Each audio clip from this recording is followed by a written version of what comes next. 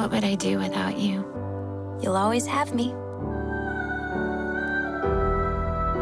Has Elsa seemed weird to you? She seems like Elsa. There's this voice. Voice? What does that mean?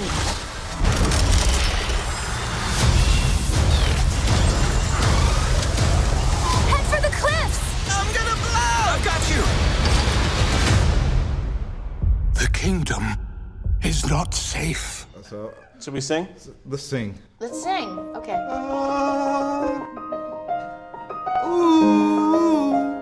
Nice. I don't know how to start. You, I can hear you, but I won't. but I won't. There you go. Some look for trouble. There you do. While others don't. Yes. There's 1,000 reasons I should go about my day. And ignore your whispers, which I wish would go away. Oh yeah, Jamal. This is amazing.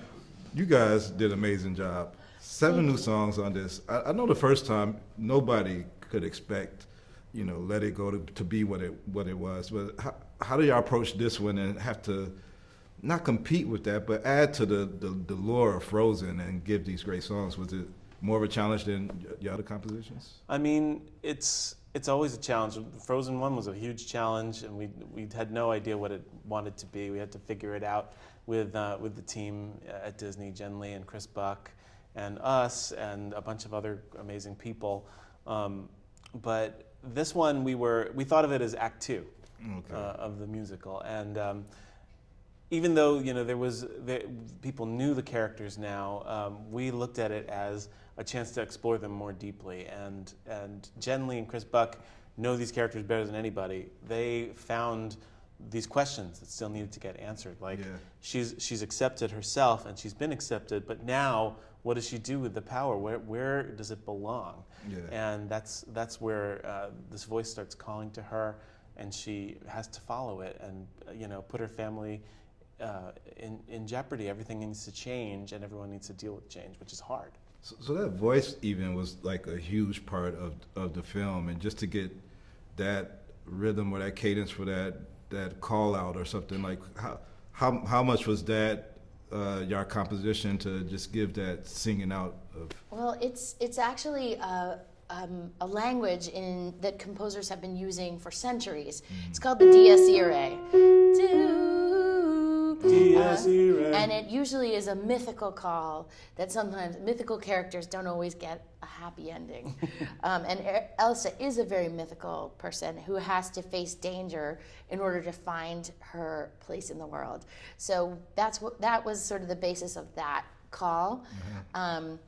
And in terms of how we actually went right into the unknown, one of the things we were interested in is that into the unknown, it's an octave. Mm-hmm.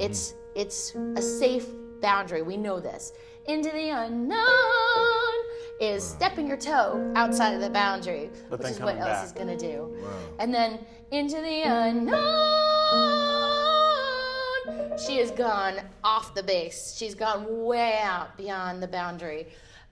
And maybe into an enchanted forest that's going to lead to a change and an epic adventure. Wow, you sound so much better than me. I don't think it's She's really. not doing it on purpose. It's apples and oranges, right? Real quickly, just do the next right thing. Just can you tell me just a little about that track? It seemed very key to Anna's story. That was one of the first songs we wrote that stayed in the movie, and it was like to go to this almost like a dirge.